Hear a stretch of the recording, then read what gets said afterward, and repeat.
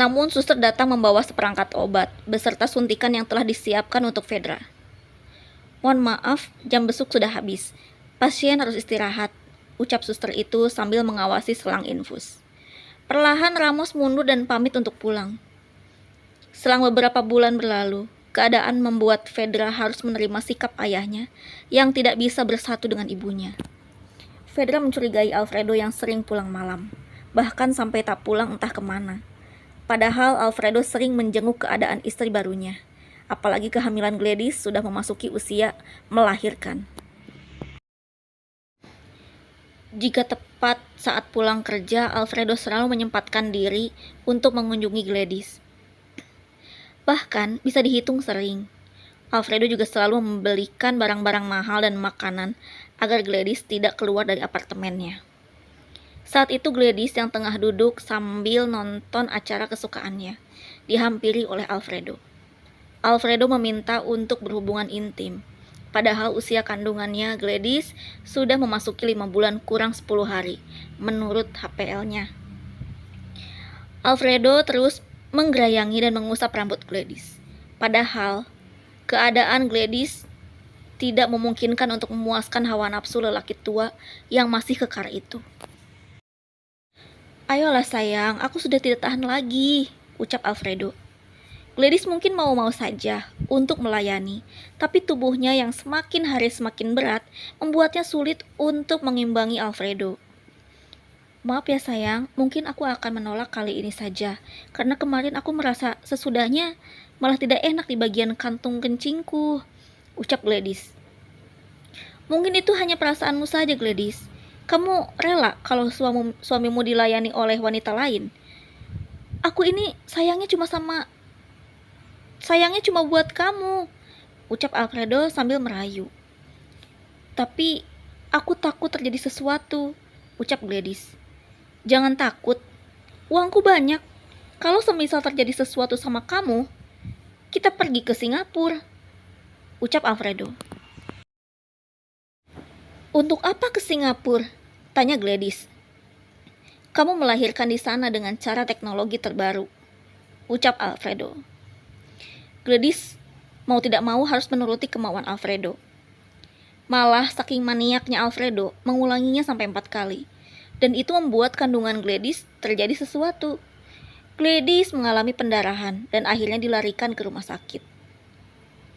Saat Gladys terbaring, dokter menyarankan agar Gladys harus banyak beristirahat dan tidak banyak aktivitas. "Kalau bisa Nyonya Gladys harus istirahat total dan hindari dulu hubungan intim," ucap seorang dokter pada Alfredo. "Tapi kalau saya sedang ingin bercinta bagaimana?" tanya Alfredo. "Ya, Anda bercinta saja dengan istri," ucap dokter. "Bukannya tadi tidak boleh?" tanya Alfredo. "Ya, yang tidak boleh itu Nyonya Gladys," ucap dokter. "Tapi saya suaminya," ucap Alfredo. Sejenak dokter terdiam dan menatap dalam Alfredo. "Kalau begitu ditahan dulu saja ya. Nanti kalau sudah melahirkan, silahkan pakai lagi istrinya. Tapi setelah selesai masa nifas," ujar sang dokter sambil berbisik. Alfredo terdiam dengan wajah kesal. Singkat cerita, kini Gladys sudah memasuki masa kandungan 9 bulan, di mana masa itu adalah masanya untuk melahirkan. Alfredo, walaupun dia seorang maniak seks, tapi dia bertanggung jawab. Dia sering keluar jam kerja untuk menemani sang istri, untuk yoga hamil. Alfredo juga mendampingi Gladys mengikuti kelas yoga ibu hamil, dan rutin periksa kandungan Gladys.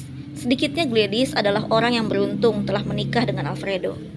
Namun sialnya, Alfredo adalah lelaki tua yang sudah memiliki anak seusia Gladys. Pukul 12 malam, Alfredo pulang ke kediamannya. Dia disambut oleh Fedra yang dari tadi menunggunya. "Papa habis dari mana?" tanya Fedra. "Papa kerja, Lana," ucap Alfredo. "Setiap hari papa pulang jam segini. Semenjak papa dari Bali, papa pulang larut malam terus. Apakah ada perempuan lain yang membuat papa lupa sama aku?" tanya Fedra. "Perempuan apa sih?" Gak ada kok. Lagian papa lagi banyak kerjaan, ucap Alfredo. Kan banyak karyawan, kenapa harus semuanya papa yang kerjain? Aku butuh sosok papa, ucap Fedra. Fedra, kamu sudah besar dan sudah waktunya kamu mandiri, ucap Alfredo. Aku ingin dewasa sambil didampingi papa. Aku di sini sendirian. Aku kesepian, Pak. Tengis Fedra. Hingga telepon berbunyi dari saku celana Alfredo. Dan ternyata Gladys tengah dilarikan ke rumah sakit karena mengalami kontraksi. Halo, iya, saya segera ke sana, ucap Alfredo. Alfredo menutup teleponnya dan lari ke mobilnya. Pak, aku belum selesai bicara, teriak Fedra. Sesampainya di sana, Alfredo mencari di mana Gladys. Ternyata Gladys dibawa ke ruang bersalin. Alfredo mendampingi Gladys yang tengah bertaruh nyawa. Dia memegang tangan Gladys dengan erat dan membisikkan kata-kata penyemangat untuk istrinya. Kamu bisa sayang, ucap Alfredo. Gladys menarik nafas dan mengejan lebih keras untuk mengeluarkan bayinya. Dengan instruksi dokter, Gladys mengejan dengan sekuat tenaga sambil memegang tangan Alfredo. Dan akhirnya suara bayi menangis itu terdengar nyaring. Bayi merah berlumuran darah itu diletakkan di dada Gladys. Selamat ya, bayinya perempuan, ucap dokter.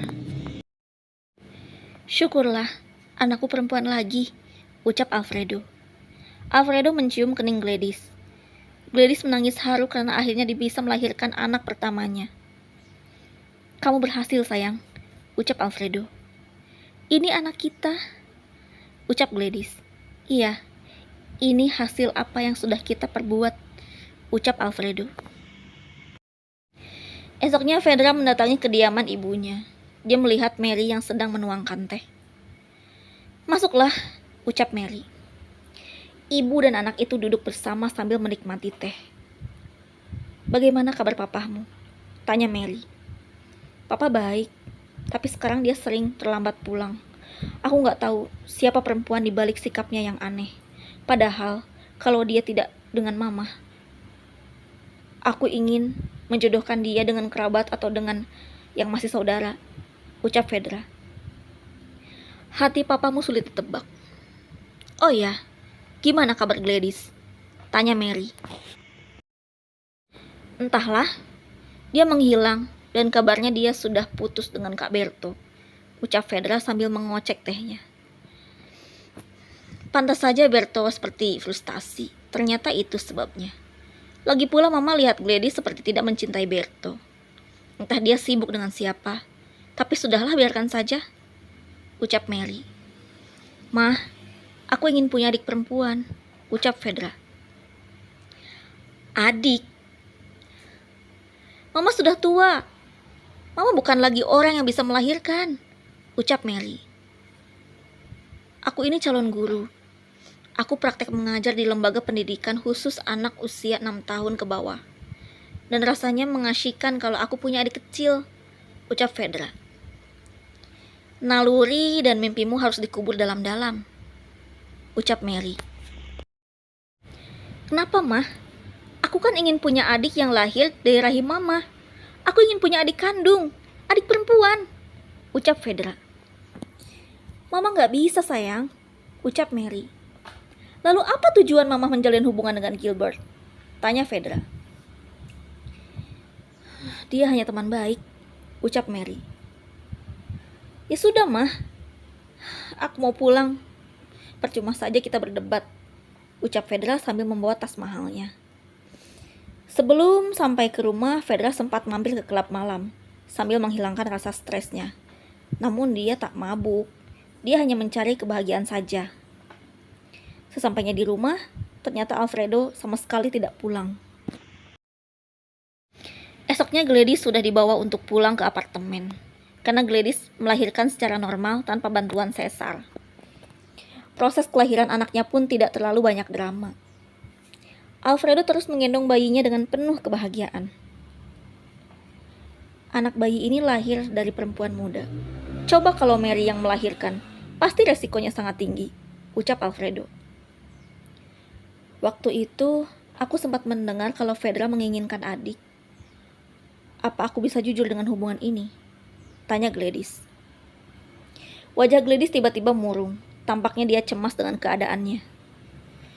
Tenang saja, pelan-pelan Fedra memang harus tahu pernikahan kita, ucap Alfredo. Bagaimana caranya? Tanya Gladys. Alfredo juga tengah berpikir keras, mengingat sikap Fedra yang sangat begitu keras, ucap Gladys bingung. Tiba-tiba telepon berbunyi, dan itu panggilan telepon dari Fedra untuk Alfredo. Alfredo menggendong bayinya dengan satu tangan, dan tangan satunya mengangkat ponsel. Halo? Sapa Alfredo. Kenapa papa nggak pulang? Tanya Fedra. Papa sibuk, nak. Jadi papa menginap di hotel dekat kantor, ucap Alfredo. Apa papa menjalin hubungan dengan Angel? Apakah resepsionis papa yang saksi itu sekarang jadi pacar papa? Tanya Fedra penuh curiga. Tiba-tiba bayi itu menangis dan suaranya terdengar jelas oleh Fedra. Alfredo yang gugup langsung memberikan bayi itu pada Gladys agar segera disusui. Pah, kok ada suara bayi? Papa lagi di mana? Tanya Fedra. Masa sih? Tanya Alfredo. Pah, kali ini papa gak bisa bohong ya. Terdengar sangat jelas di telinga aku, Pah. Papa lagi di mana? Tanya Fedra. Alfredo yang gugup terpaksa menjawab. Papa sedang...